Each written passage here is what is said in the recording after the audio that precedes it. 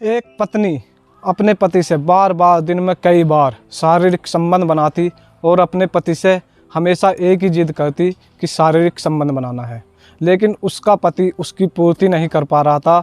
और एक दिन वह लाता है कुछ ऐसी दवा जिसको खाकर वह उसके साथ शारीरिक संबंध बनाता है और उसी बीच उस महिला की हो जाती है मौत।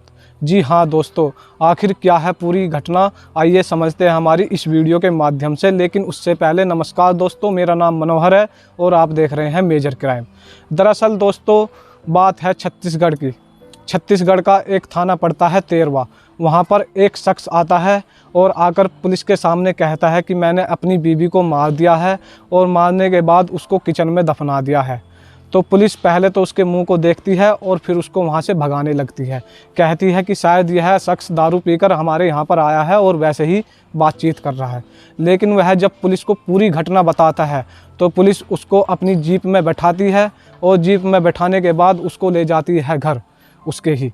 और घर ले जाने के बाद वह जाती है सीधे किचन में, और किचन में जाने के बाद थोड़ी सी मिट्टी हटाते हैं तो देखते हैं वहाँ पर एक महिला की लाश पड़ी है। और जब पुलिस उस महिला की लाश को देखती है तो पुलिस भी और पूरे गांव वाले भी हैरान परेशान हो जाते हैं। तो पुलिस सोचने लगती है कि आखिर इस शख्स ने अपनी बीवी की हत्या क्यों की और फिर उसके बाद थाने में आकर अपने ही खिलाफ मुकदमा दर्ज क्यों करवा रहा है। तो पुलिस अब इन सारे सवालों के जवाब जानने के लिए उसको ले जाती है सीधे थाने में और बॉडी को भेज देती है मोर्चरी पोस्टमार्टम के लिए। तो अब वह शख्स ऐसे राज से पर्दा हटाता है, ऐसी बात का खुलासा करता है जिसको सुनकर आप भी हैरान परेशान हो जाओगे। जी हाँ दोस्तों, वह कहता है कि मैं छत्तीसगढ़ का ही रहने वाला हूँ, मेरा नाम आनंद है और मेरी बीवी का नाम है कीर्ति। हमारी शादी 2 साल पहले ही हुई थी और हम यहाँ किराए पर रहा करते थे। तो वह कहता है कि पास में ही बना एक कॉलेज, उसमें मैं तो माली का काम किया करता था और मेरी बीवी थी जो वह साफ़ सफाई किया करती थी। जो मेरी बीवी थी उसको शारीरिक संबंध की बहुत ज़्यादा भूख थी। जी हाँ, वह दिन में कई बार मेरे से शारीरिक संबंध बनाया करती थी। और जो आनंद होता है वह कहता है कि मैं पहले से ही कुछ औषधियाँ, टैबलेट, गोलियां लेकर उससे संबंध बनाया करता था, लेकिन 5 महीने पहले होता कुछ ऐसा है कि मेरे शरीर में कुछ कमजोरियां आने लगती है, जो कि टैबलेट और गोलियां होती है उनका भी असर दिखना बंद हो जाता है। और जो मेरी बीवी थी वह मुझको धमकी दिया करती थी कि या तो मेरे साथ शारीरिक संबंध बनाओ या जो तुम्हारे यार दोस्त हैं उनको बुला के लाओ।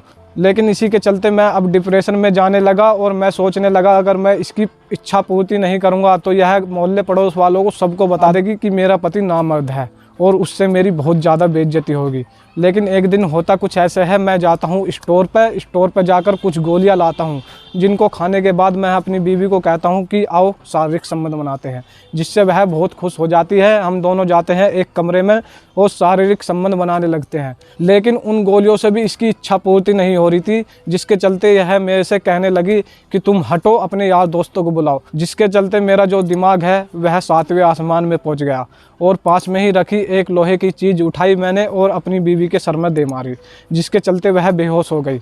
और बेहोश होने के बाद मैंने उसका गला दबाया। गला दबाने के बाद अब पास में ही जो हमारा किचन था उसमें ही जाकर मैंने गड्ढा खोदा। गड्ढा खोदने के बाद अब अपनी बीवी को उसमें दफना दिया और पूरे 2 दिन तक मैं उसी घर में रहा और खाना पीना किया। और लेकिन इस बात की किसी को मैंने खबर नहीं होने दी। और मैंने यह सब काम तो कर दिया था, लेकिन मुझे अब इसका पछतावा हो रहा था। मैं सोच रहा था कि मैंने बहुत ज़्यादा गलत किया है अपनी बीवी के साथ।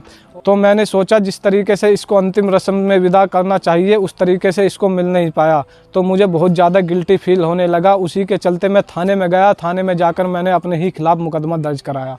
तो वह यह सारी कहानी पुलिस वालों को बताता है, जिसको सुनकर पुलिस भी हैरान परेशान हो जाती है।